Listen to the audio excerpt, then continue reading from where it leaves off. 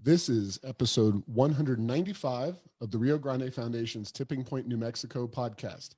I'm Paul Gessing, president of the Rio Grande Foundation, New Mexico's free market think tank. You can find out more about the foundation at riograndefoundation.org.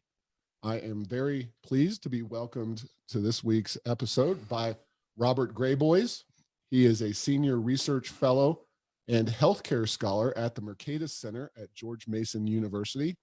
He's written a number of studies and books, including Fortress and Frontier in American Healthcare. Welcome to Tipping Point, New Mexico, Bob. Glad to be here. Thanks. Yeah, well, obviously, there's a lot that's gone on and changed in the area of healthcare, in just the last 2 months. And we want to talk a little bit about that. But you also have a new project that you are releasing, Healthcare Openness and Access Project 2020, in which you rank U.S. states based on free market healthcare, essentially, as you call it. So you're approaching things from the free market, limited government perspective. But why don't you share a little bit about the Mercatus Institute and your work for them in the healthcare area briefly? Sure. So the Mercatus Center is at George Mason University. It's a university-based research institution. We live by academic standards. Our healthcare program, we call it the Open Health Program. So it's got a different emphasis than most places do. When you talk about healthcare debate in the United States, you're usually talking about insurance, federal insurance, Obamacare, single payer, public option, all of those things. When I started at Mercatus in 2013, I said, I'm kind of tired of that. I've been in the middle of that whole struggle, and said, I really think delivery system, how we actually produce care for people, is more important, more significant than how we happen to pay for that care. And so we focus much more on things like, how many doctors are there? What are they allowed to do? What are nurse practitioners allowed to do? Does your state allow telemedicine, pretty free run? Do you require certificate of need? In other words, do you require a hospital to beg for permission from the state to increase the number of beds it has, or to buy a CAT scan machine? And we also look at insurance issues and things like that. But the emphasis really is on how do we deliver care, getting us away from that, what actually is a pretty fruitless debate that's extended for decades on how should we pay for it. Got it. Well, like I said, there's been a lot going on in the area of healthcare. Obviously, the COVID-19 virus has rocked at pretty much every aspect of American healthcare, but also globally. And we have calls, Bernie Sanders, of course, being the most notable among them, calling for Medicare for all. But a lot of the folks on the Democratic side of the aisle in the presidential race have been talking about similar systems. You have single payer systems in China, Iran, Italy, Spain, other nations. Kind of walk us through the way you see the U.S. healthcare system and maybe a few other healthcare systems, how we've done during the COVID-19 outbreak. Do you see the U.S. model, which you and I would certainly agree is not a free market by any stretch, but it's also not single payer. So talk a little bit about what's gone on, especially in the U.S. healthcare system relative to others during this crisis. Sure. Excuse me. So I don't know. It certainly is not a free market system in the U.S. A few years ago, I wrote a piece, halfway being provocative and halfway being accurate, saying that if the United States moved to a single payer system, it wouldn't be as shocking as, from a healthcare standpoint, as most people, right of center would tend to think, because effectively the United States is already on kind of a raggedy single payer system, half the people in the country are on government provided health insurance through Medicare, Medicaid, Veterans Affairs, Indian Health Service out your way. The other half of us who are not on government health insurance are on health insurance that looks like government health insurance, because I have essentially a Blue Cross policy, and it looks like a Medicare policy, and it's priced like a Medicare policy. It has some differences, but in a sense, we are far from any semblance of what anyone might define as free market. And at the state level, a lot of people right of center will say, if you let the states do it, it'd be great. Except the states are pretty awful on this stuff, and we'll talk later about our HOPE project. But states have all sorts of regulations on licensure, on certificate of need, on scope of practice, on corporate practice of medicine, on telemedicine, on direct primary care. They restrict the way the doctors and nurses and others can provide care. So ours is better than most other countries in many ways, but it's far from what it ought to be. Now, during the COVID crisis, actually, I think we've actually done quite well vis-a-vis these other countries. And the amazing thing is, all of the things I just listed, there has been more loosening of the regulations, more innovation, I would say, in the last 40 days than I've seen in 40 years as an economist.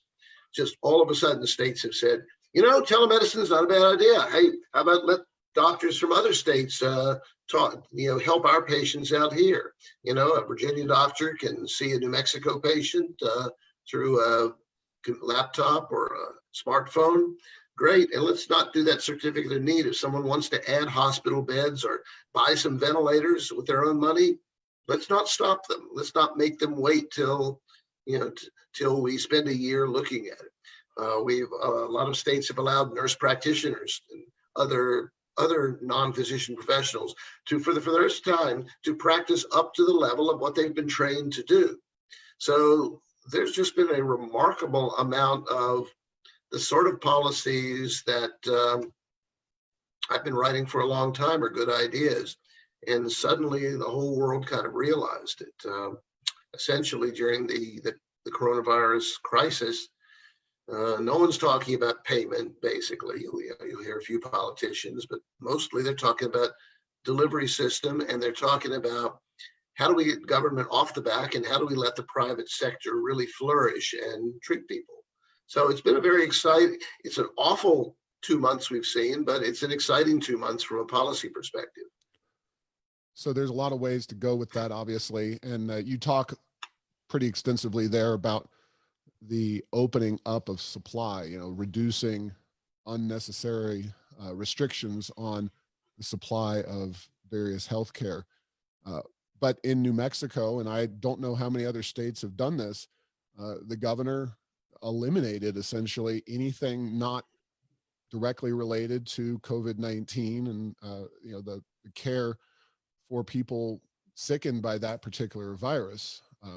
Optometrists, one of them on my board of directors who I interviewed on this podcast just a couple of weeks ago, Lisa Shin, she could not practice, could not give people the care that they needed because it wasn't considered urgent. And there's been hospitals and they've lost, I guess the estimates here in New Mexico are 40 to 60% of their business and their bottom lines, and they're closing, and all kinds of concerns about that, and or at least concerned about closing in the future. I don't know about closing immediately, but so I know there's been a lot of positives. I trust me, I like to look on the positive side of things, but when you restrict through just a government diktat that kind of supply situation, that's got to be really concerning. Yeah, and I'll be generous and say I'm glad I'm not the one making the decision, because it's a tough choice. What's staying open and what's not right now. There are trade-offs. They're not as simplistic as sort of the nightly head bashing that you'll hear on the news programs of it's not a binary choice of we either close everything down or open everything up and people get sick. It's much more complex. But certainly, I did a story. You can find it at Mercatus. If you go to the Mercatus site, and probably the easiest way is to type the name Basu, B-A-S-U. Pat Basu, a friend of mine, he's the CEO of Cancer Treatment Centers of America. And we talked maybe a month ago about the restrictions on cancer treatment, the fact that people cannot get cancer surgery now because it's not urgent, even though not getting that surgery means they will, in some cases, die 3 or 4 months from now. But urgent seems to be defined as something that will kill you tomorrow, as opposed to something that will kill you 3 to 4 months from now. And he talked about some of the restrictions. They had hospitals that were as far as they knew, COVID-free, and that they could do quality control to prevent contagion from spreading, but they weren't being allowed to do a lot of the urgent, really by their standards, urgent services for cancer patients. And we'll be paying for that health-wise and financially for a long time. And on your point earlier, I suspect a lot of these, I suspect quite a number of healthcare institutions, hospitals and such will go out of business because you're taking them out of commission. They're still having to pay for their buildings and their machinery and quite a bit of their staff and maintenance. They're not getting the revenues that they normally would. So some of them are going to be in deep trouble by the end of this. Okay. And again, plenty to talk about it in the future of American healthcare, both through the present and, the positive and negative. But before we get there, I do want to just flag any policies or any systems across the globe that you saw that either particularly were effective or particularly ineffective in addressing this outbreak. Yeah, I mean, you can certainly point to the ones that were ineffective. Italy did a terrible job, and they suffered badly for it. A lot of the, and a lot of this isn't stuff that they're doing during the crisis. It's in the years leading up to it. So we heard a lot in this country about the possibility of ventilator shortages. Well, we didn't actually end up with ventilator shortages. We through social distancing and other cautionary moves, I don't think anyone in the country who needed a ventilator didn't get one. But we already had, versus countries like Italy, Spain, whatever, going into this for years before, we had maybe 2, 3, in some cases 4 times the number of intensive care units, of ventilators, whatever, as a ratio of population than these other countries did. It's something I've been talking about for years, that a lot of the countries, well, we spend so much less on healthcare. Well, that's in part because they're not purchasing the excess capacity that you need when an emergency comes. So, Italy was a disaster this year, but they're to a lesser extent, a disaster practically every year. Every time flu season hits, they're short on beds, short on ventilators, that sort of thing.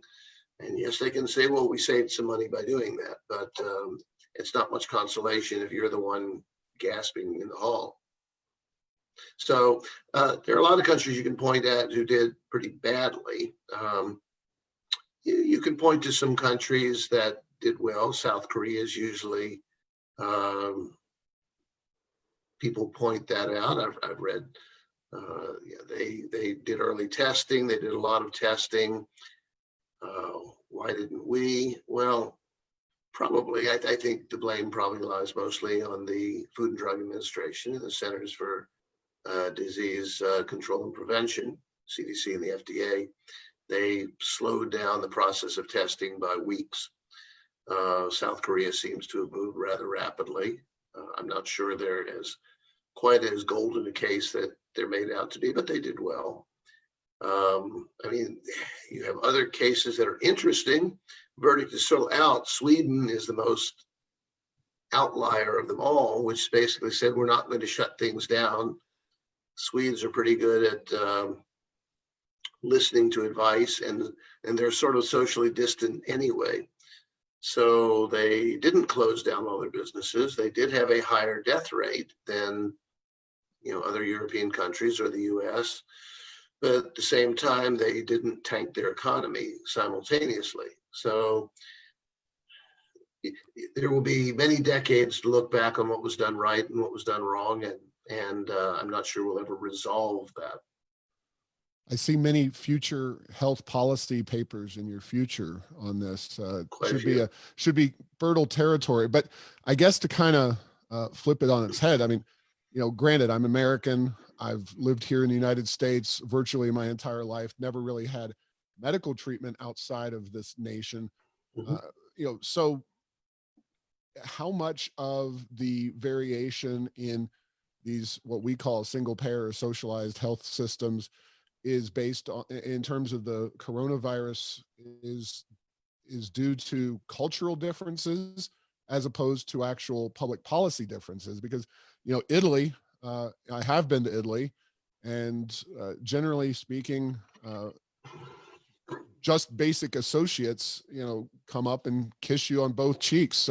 They're a very touchy-feely social group of folks over there. And, we have our own challenges in New Mexico.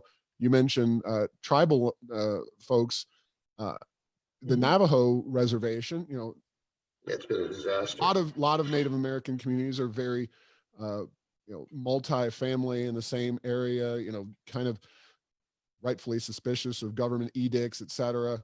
So they have, of course, a lot of pre-existing condition issues, obesity being a big one. Now that hasn't spread to all the tribes in New Mexico. We have a lot of Pueblos and a lot of different communities that haven't had the same numbers, but the Navajo certainly have. So I know that's a very big question, but is a lot of this simply a cultural difference among some of these nations? Yeah, well, you could look at Italy. So the Italian premier started issuing travel bans roughly at the time that President Trump did. And for the same reason, there were various political forces in the country who said, no, that's terrible, we shouldn't do that. And let's protest it by going out in the streets and, this was literally true, hugging people coming in off planes from China, whatever. Well, that turns out not to have been a great idea, but it was sort of a social protest that we're not going to separate ourselves. We're going to go out in the streets and have a good time, and it quickly overwhelmed them. So yes, there are strong cultural implications in this. The Swedish model is hailed as, well, if it works, in part it's going to be because Swedes sort of pride themselves in being a bit distant and in listening to advice and following it fairly well. At least that's the stereotype. So yes, again, a lot of these countries, and this is not a new problem, it is not new to COVID, they have been very short on excess capacity. They did not, they don't add a lot of intensive care units for these circumstances when there are a whole lot of people sick at once. And you can save quite a bit of money if you don't plan for a disaster. But it's basically the same logic as you can save a lot of money if you don't buy insurance, if you don't buy car insurance or homeowners insurance, and usually it works out for you, but once in a while it turns out to have been a horrible idea. So yes, there are a lot of policies that way. You can go country by country. That's why I tend to shy away from the country by country comparisons. You can compare specific items in different countries, but again, as you rightly pointed out, there are lots of cultural differences. There are lots of small differences, how well they planned for this, how well they reacted. So yeah, I hope that answered it. Oh no, that's very good. I don't expect people who have an expertise in health policy to fully be able to analyze all the various cultural differences between nations and make health policy on those. But something that I've learned, in my 20 plus years in public policy is that culture does matter tremendously across the spectrum. And, the difference between Sweden and Venezuela is much bigger than a lot of folks on the left tend to give it credit for from a policy standpoint. But also, you can impose a lot of bad public policies in a place like Sweden and get away with it. And you can't necessarily do that in other places. And Well, Sweden's pretty capitalist. I mean, yeah, the it is. people on the left will tend to call it a socialist country. It's far from it. It had its flirtation with that really in the 60s and early 70s, but in some ways they've gone beyond us in loosening up markets. Yeah, they have a pretty strong social safety net, which is why the reputation lingers, but business is quite free there. No doubt about it. Well, before we get on to your report, which ranks the various states, and spoiler alert, for a change, New Mexico doesn't come in 50th, 49th, or 48th. Stay tuned for more on exactly where we do come in on the report. But how do you think, point to a couple of major changes in terms of where you see American healthcare going out of this? Because you pointed out a lot of supply restrictions in healthcare that got tossed out the door very quickly. Do those start to go away, significantly in the future? You talked about hospitals going out of business and other providers. Kind of spitball a little bit. Sure. Put your crystal ball out and tell us how much different American healthcare is in, say, a year, or 2 years, or 3 years, or whatever. Well, and it'll be a blend of where I think we are going or where I think we should go, because it is certainly possible to backtrack. So one of the most obvious changes is telemedicine, which was sort of, I've long been an advocate of it. I have used it myself. I like to say, while it sort of an unofficial case of telemedicine saved my mother's life, it saves quite a few people's lives. If you get sick out on a remote ranch in New Mexico at 2 a.m, you're ideally suited to use telemedicine rather than trying to wend your way into some distant hospital, or if your child is sick at 2 a.m. And doctors, I've had many encounter with doctors who've been very skeptical, which I don't think you can really do good medical service by looking at the person through a video screen. Well, they're all doing it now. If you need some primary care with your regular doctor, you're probably going to see them through a screen, and the doctors are realizing this actually works rather well. And I don't have to have a room, an office filled with people hacking and coughing at each other and spreading not only COVID around, but common cold and flu and other things. So I think telemedicine has a chance of becoming quite mainstream.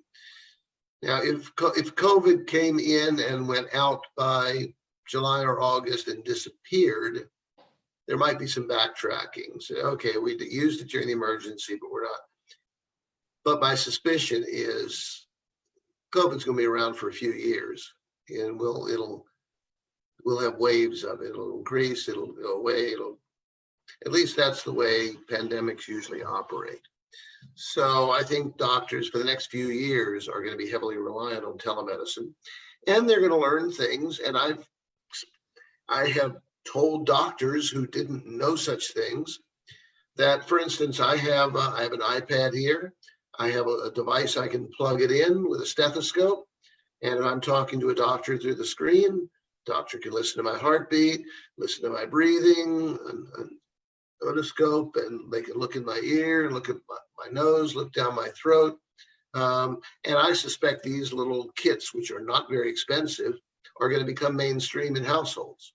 So I think that's one thing. And I think also doctors have been stressed and have seen quite a bit of relief when nurse practitioners and nurse anesthetists, other, as they call them, allied health professionals have been allowed to take some of the burden on. And I think my guess is they found that to be a rather pleasant thing and discovered that why nurse practitioners are pretty competent folk and know what they can do and what they can't do. So we are also seeing, this is something we've seen before. The FDA has moved to accelerate their approval of things. So Battelle in Ohio came out with a device that could clean 160,000 face masks, sanitize them each day. Initially, the FDA said, well, we're not really sure how well it works. So how about if you only do 10,000 a day? Well, I don't know, the governor of Ohio and a lot of others, and I think the president screamed bloody murder and said, we don't have a lot of time for you to study this. And FDA quickly reversed itself and said, okay, let's go ahead and do it. I'd like to see more of that. I don't want to see, I'm not one who says, let me mix up some drugs in my garage and pass them around. There need to be controls, but it's a question of whether we're too much or too little right now. And I'd say in general, it's on the too much and too slow side. We also may find, and it's part of the question you asked about people not getting non-COVID services. There are biases in federal law and in state laws against specialty hospitals. So for instance, my friends, cancer treatment hospitals, they don't have emergency rooms. They don't have people with coronavirus popping in, spreading the virus all over the hospital. Obviously, someone could come in with a case of it in the cancer treatment center, but that is, it can be more heavily monitored there because they're not specifically bringing in people into the building to be treated for that stuff. And I think we would probably be better off if we had more they've been called focused factories of healthcare, where you have a small hospital that does cancer and not much else and is really good at doing cancer. So specializing we could do a whole show just on why pushing everything into mega general hospitals is a problem and why specialty hospitals really ought to have a larger place in American medicine. That may change after this too, because the doctors who are watching their patients go untreated, watching their patients die from not getting treatment for non-COVID related illnesses, are going to say, I'm not sure I'm real happy with this model that forced me to deny care to someone who I could have helped. So let me jump in real quick. Yeah, jump. You talk about hospitals, and of course we've talked a lot about them. Just to put a finer point on it, a lot of folks, people like yourself, maybe not yourself, maybe yourself, have been talking for years about how outmoded the general hospital, soup to nuts concept is. Obviously nobody wants the current situation and the way the financial pressure has been put unfairly in many respects. I believe, I'm not going to put that word in your mouth, but I believe it's been unfairly in many ways put on these general hospitals. But you're saying that a potentially positive outcome of that is that you have a little less of the soup to nuts model general hospital and a lot more smaller hospitals treating more specialty cases. Is that the just general thrust of what you're saying? Sure. So more cardiac specialists and orthopedic specialty hospitals and outpatient. There's some great models. My favorite, a lot of people's favorite, is Surgery Center of Oklahoma, which is worth a Google search if you aren't familiar with it. Keith Smith has been one of the great advocates in America for market forces in healthcare. He's got a small outpatient surgical center that does, last I checked with him, about 850 different procedures. You can go on their website, see the exact price to the penny of every procedure they do. and they can considerably underprice the large general hospitals down the street or across the country. So there are models out there that are interesting, that work. Yeah. All right. And I got to ask you one last question before we Sure. move on to your study. You talked about how you're more interested, and we've talked a lot about supply side, regulations in the medical field. But, when it comes to healthcare, the government pays over 50% of medical expenses in this country. Most people outside of that are paid for through third-party payment systems. Do you see this crisis causing any shift? Obamacare actually surprisingly shifted people toward more HSA model. Is government going to just continue to grow and take on more power over the payment side? Do you see any positives coming out of this on the payment side? Kind of just general take on the payment side of things and financing of healthcare expenses Yeah. through this crisis. Yeah, I mean, I can talk about a lot of things about payment system. We talked a little bit about single payer, and yeah, there are few politicians, for more than a few, for whom that's the signature issue and their holy grail. I've written about, and even more, my Mercatus colleague Chuck Blahhouse has really written in enormous detail about, regardless of the healthcare aspects, peculiarities of the American economy make it virtually impossible that we're ever going to, at least the foreseeable future, go to a single payer system. The same reason that several states that really wanted to do it, including Bernie Sanders' own Vermont and California, that said, let's go charge in and do single payer here. And when they actually looked at the financials, they realized there's no way we can do this. And again, we could do a whole show on it. It's slightly complex, but not too. We could talk about it sometime. The American economy is not like any other economy on earth. And if you try to plunk single payer down into it, you will likely do immeasurable damage to the rest of the US economy because of the tax implications of trying to spend an extra $32 trillion over the next 10 years out of government funds. So, but now, but back to your question, how will this crisis change payment systems? It's funny, no one's asked me that, and it's an interesting question. I haven't a clue because, again, hardly anybody's talking about payment systems through this thing. I will hear people say, see, now if only we had single payer, and the easy response is, you mean like China, Iran, Italy, and Spain? How's that working out? So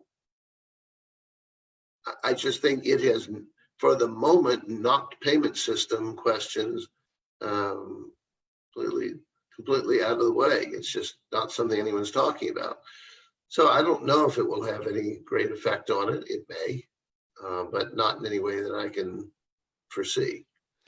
Yeah, that's fair enough. I just figured, it's a very important aspect of American healthcare, and It is. I didn't know if you foresaw anything changing. All right, so you has it been released formally, the Healthcare Openness and Access Project? Yes, we had intended to release it at the end of May, and we would have gone through a fairly lengthy process of having outside reviewers examine it in great detail. All of our papers are peer reviewed. However, as COVID came, and it is astonishing to look back on the speed with which this thing happened. Early February, I went to a conference in North Carolina that had been planned for a year on the history of public health and infectious disease. Well, boy, was that timely.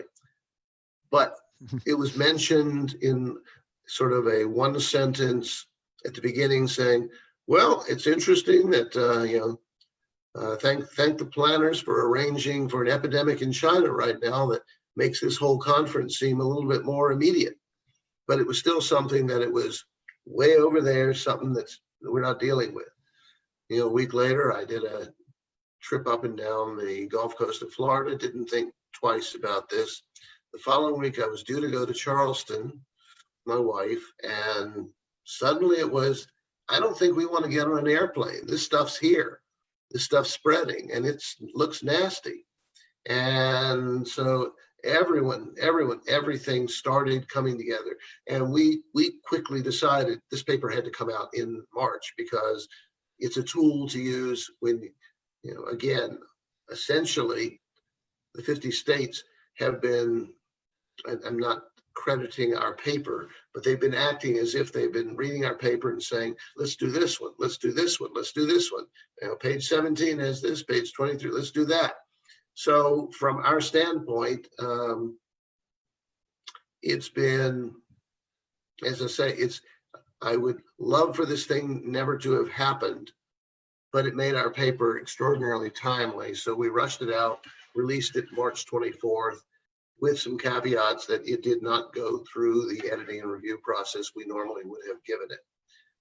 However, it's been out for a month and a half, and I don't think any errors have cropped up that anyone knows about. And no, I haven't found any misspellings. It seems to have been done very well, but it's out there, and there has been since late March. Okay, well, people can find it at mercatus.org. And again, there's a 50 state HOAP. All right, HOAP. I didn't know if there was a slash to put in there or not. Yep, slash. All right. Mm-hmm. And so I'll just introduce it by saying you look at a bunch of regulations at the state level regarding access to healthcare.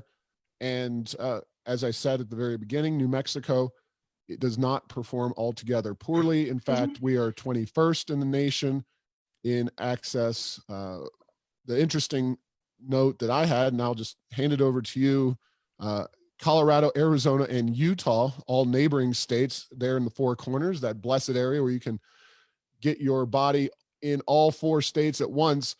Colorado's number 1, Arizona's number 2, Utah is number 3. So by that standard, New Mexico is not doing all that well, considering that we're down at 21st. But we're better than Texas and Oklahoma. So there's that.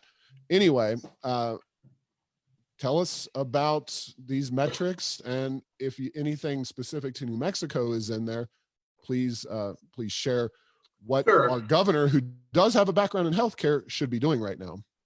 Sure. So, the governor can do what governor wants. We tend not to say you should do this. What we tend to say at Mercatus is, if you would like to accomplish this particular goal, well, this might be a nice way to do it. If you want to expand access to care, increasing the availability of telemedicine or the scope of practice for nurse practitioners might be really good ideas. And then you just do with that advice what you like. So what we have in this is we have 41, we call them indicators, the variables that essentially measure different components of healthcare. And we look at how healthcare, we divide it into 5 categories, how it impacts, let's see if I can remember them all. So patients, providers, institutions, payment systems, and delivery regulation. Yes. So we look at things like state licensure. We look at scope of practice, certificate of need. And then they're all of the variables are on a 1 to 5 scale, and then we can compile them across those 5 categories, and then you can compile it all into an index in which numerically Mexico comes out 21st. Now we put a big asterisk on it that everyone loves the rankings. The newspapers absolutely love them. And we say, take it all with a grain of salt. We do not want anyone to think this is a be all end all. This is where you stand in the midst of the country. But we think it's indicative. We think it's a good first pass at how you're doing in this. So well, just offhand, I can tell folks, we do not have certificate of need on the books in New Mexico. That's essentially where a hospital has to petition the government to allow them to do anything. I know a lot of states, predominantly southeast part of the country, have CON laws, and I also know that New Mexico has pretty good scope of practice laws on the books in general. We do have a lot of licenses, however, in my understanding. So yeah, I'm looking at some of the numbers now. Certainly stand out. First one I was going to say is you're as good as they get on certificate of need. You allow entrepreneurial business structures. A lot of states have pretty severe restrictions on who can own a share of a healthcare business and how it must be structured. You guys seem to let them have the run. Lower taxes on providers in most states. Let's see, what else do I see?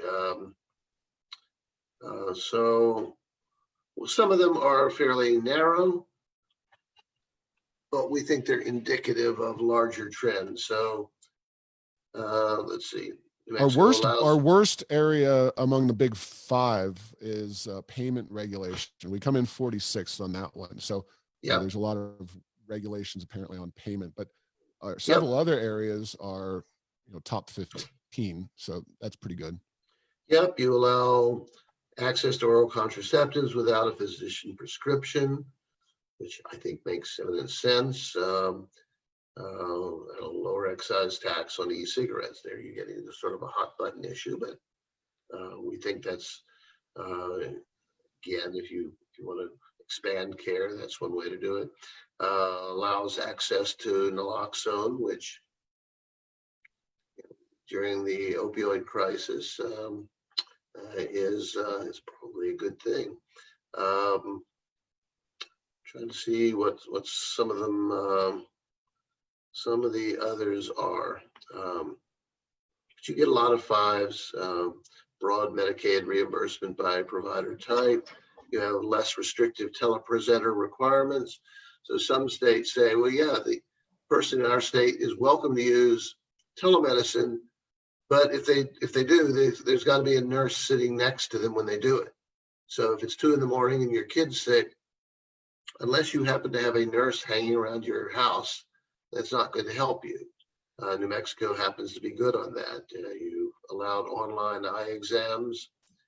You've allowed certain measures to a form of practice called direct primary care that I think rather highly of.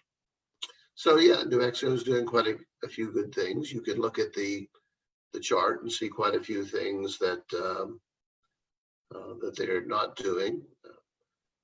Medicaid is not reimbursing providers at parity for remote monitoring. That actually, we sort of have our own asterisk on that. That can be a good or a bad thing, depending on which way it is. We've got just a few minutes, but sure. one of the things about New Mexico and Medicaid is that it's a very large percentage of our overall healthcare dollar. So when you talk about reimbursement rates, that hits home for a lot of doctors because there are so many people in this state on Medicaid. I think the report is fabulous. And again, people can find it at mercatus.org/HOAP. And there's a lot of very interesting data points there. Of course, putting New Mexico against all the other 49 states and where we rank. And it's better than on a lot of ratings that New Mexico does tend to come in at the very bottom. But I really appreciate your time today. I've just got 1 or 2 very short points. Anything you want to share with the audience besides the basic information in this report? Well, I have to say, New Mexico, since the first time I visited there in 1992, has been one of my favorite places on earth. I do love the place. It's a fascinating one. I think you have an interesting environment for the sort of things that we're studying. I know politically can be sort of an idiosyncratic place. I think even, and I think it shares this with the other 4 corner states. Even people on the left can often have a certain sort of mildly libertarian streak that makes them open to some interesting ideas.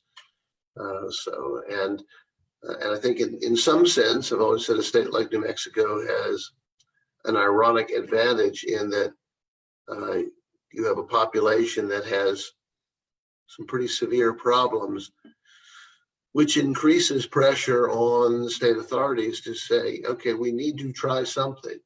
We don't really have the luxury of having quite all of these restrictions. And that may well be why you do pretty well in these rankings. It's you don't have the luxury that some states do of really restricting the supply of care. All right. Well, thank you very much, Bob, and appreciate your time today. Thanks for listening to this week's podcast. Make sure to get the latest edition of Tipping Point New Mexico by subscribing at Apple Podcasts, Stitcher, and Spotify. You can post or comment on this and other episodes on Facebook and Twitter, and tell Google Home to play Tipping Point New Mexico. Thanks to Path 3 Marketing for producing this show. Thanks so much, and really enjoyed it.